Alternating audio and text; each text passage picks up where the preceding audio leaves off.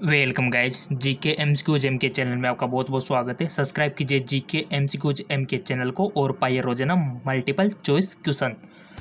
चलिए गाइज, आज हम डिस्कस करने वाले अल्टरनेटिंग करंट के बारे में, प्रत्यावर्ती धारा के बारे में, मल्टीपल चॉइस क्वेश्चन। फिजिक्स का टॉपिक है, भौतिक विज्ञान का, जो कि आपके कंपटीशन एग्जाम में क्वेश्चन पूछे जाते हैं। पहला क्वेश्चन है, प्रत्यावर्ती धारा परिपथ में यदि धारा I एवं वोल्टेज के बीच कालांतर हो तो धारा का वाटहीन घटक होगा। ऑप्शन आपके सामने है, आपको वन ऑप्शन सिलेक्ट कर लेना है। ईमानदारी से जो भी आपको लग रहा है ना, ABCD टिक लगा दो आप। इससे क्या होगा, आपकी प्रैक्टिस अच्छी होगी और आपकी माइंड की एक्सरसाइज अच्छी खासी होगी। आई होप आपने वैसे किया होगा। इसका राइट ऑप्शन हो जाएगा आपका ऑप्शन बी। नेक्स्ट,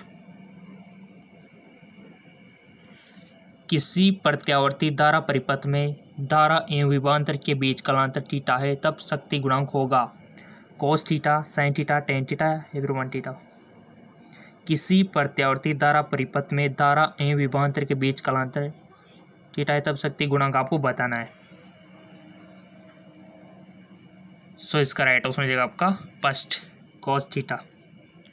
नेक्स्ट, चौक कुंडली का कार्य सिद्धांत निम्न पर आधारित है। कोणीय संवेग संरक्षण, स्वप्रेरण, अन्योन्य प्रेरण, संवेग संरक्षण। इसका राइट ऑप्शन हो जाएगा आपका स्वप्रेरण। नेक्स्ट, एक ऊंचाई परिमाण वृत्त में कुंडलियों में फेरों की संख्या में प्राथमिक में N1 तथा द्वितीयक में N2 है। इसका राइट ऑप्शन हो जाएगा आपका बी।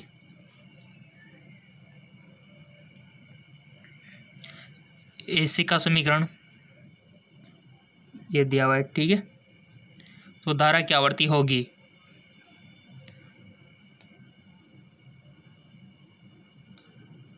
ऑप्शन आपके सामने हाजिर है, 55 हर्ट्ज, 50/5 हर्ट्ज या फिर 105 हर्ट्ज या फिर 100π/5 हर्ट्ज। इसका राइट आंसर हो जाएगा आपका बी। चैप्टर इंपॉर्टेंट है, प्रत्यावर्ती धारा वाला। युक्ति जो वोल्टता को बढ़ा देता है उसे क्या कहते हैं? युक्ति जो वोल्टता को बढ़ा देता है, प्रतिरोध कहेंगे उसको, या फिर अपचाय ट्रांसफर कहेंगे, या फिर अपचाय ट्रांसफर कहेंगे, या फिर ट्रांसफर कहेंगे। बहुत अच्छा क्वेश्चन है, नॉलेजफुल है। और क्वेश्चन तो आपको मिलते रहेंगे जीके के, बायो के, केमिस्ट्री के, भौतिक विज्ञान के, सब के।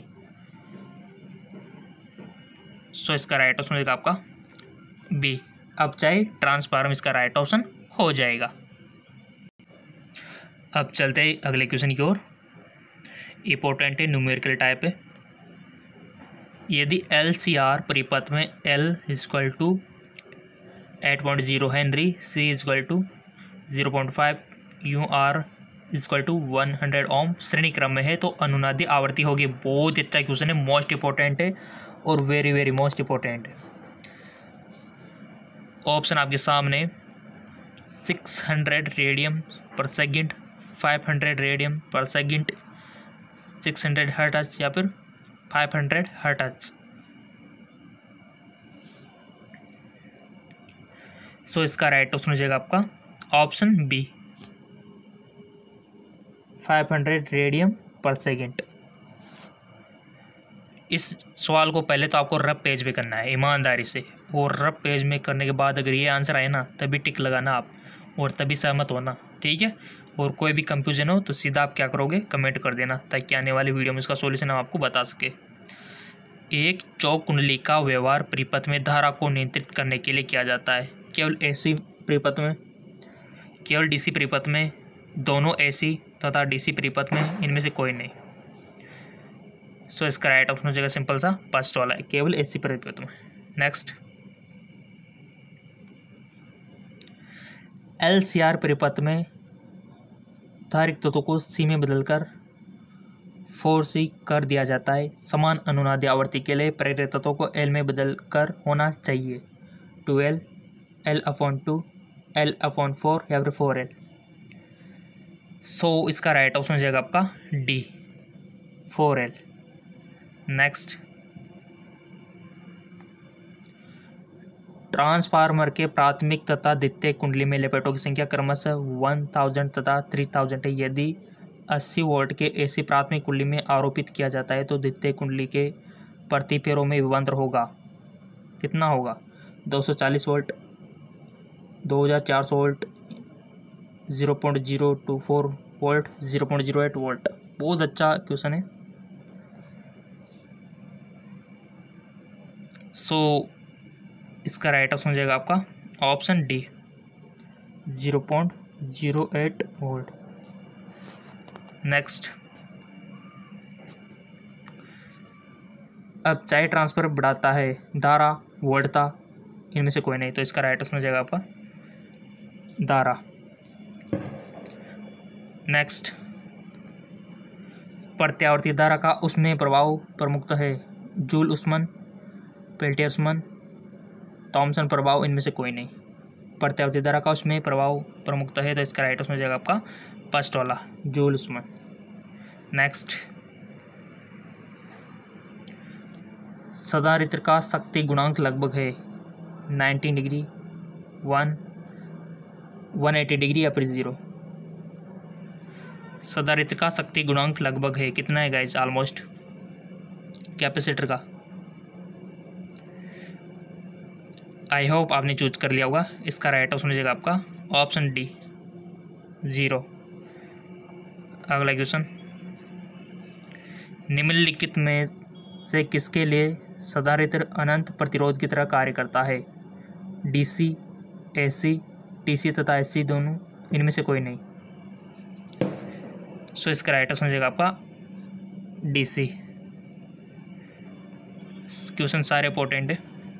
एलसी परिपथ को कहा जाता है दोलनी परिपथ, अनुगामी परिपथ, शैथिल्य परिपथ, इनमें से कोई नहीं।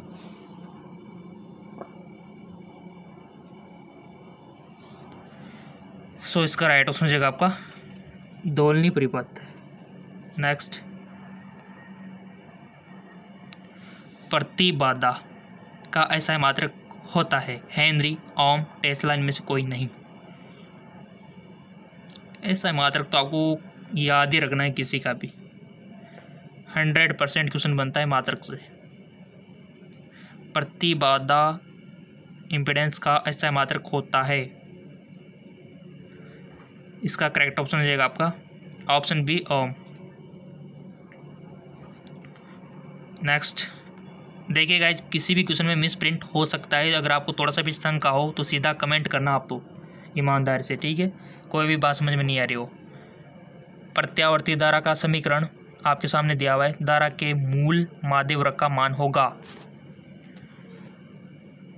16√2, 60/√2, 100 शून्य।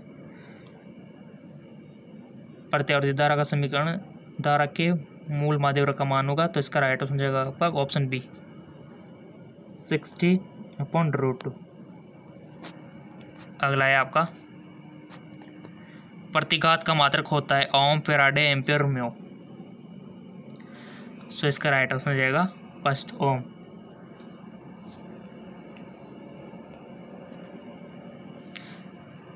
एलआर परिपथ की प्रतिबाधा होती है, एलआर परिपथ की प्रतिबाधा होती है, कितनी होती है? ऑप्शन आपके सामने हाजिर है और लगाओ टिक।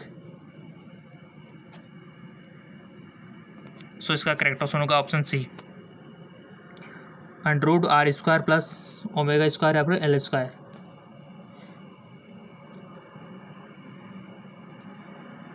प्रत्यावर्ती विद्युत धारा परिपथ में अनुनाद की अवस्था में धारा और विद्युत वाहक बल के बीच का कालांतर होता है 5/2, 5/4, 0, इनमें से कोई नहीं। प्रत्यावर्ती विद्युत धारा परिपथ में अनुनाद की अवस्था में धारा और विद्युत वाहक बल के बीच का कालांतर कितना होता है? सो इसका राइट ऑप्शन हो जाएगा आपका ऑप्शन सी 0। नेक्स्ट, यदि प्रत्यावर्ती धारा तथा विद्युत बल के बीच कालांतर थीटा हो तो शक्ति गुणांक पावर फैक्टर मान होता है tan theta cos square theta sine theta cos theta. लगा दिया होगा आपने टिक। इसका राइट ऑप्शन हो जाएगा आपका ऑप्शन डी कोस थीटा। ठीक है, अगला क्वेश्चन, LR परिपथ की शक्ति गुणांक होता है। LR परिपथ की शक्ति गुणांक होता है। टिक पहले आप लगाओ, इससे आपके माइंड की एक्सरसाइज अच्छी होगी और ये जो क्वेश्चन आप देख रहे हो लाइफ टाइम आपके काम आने वाले।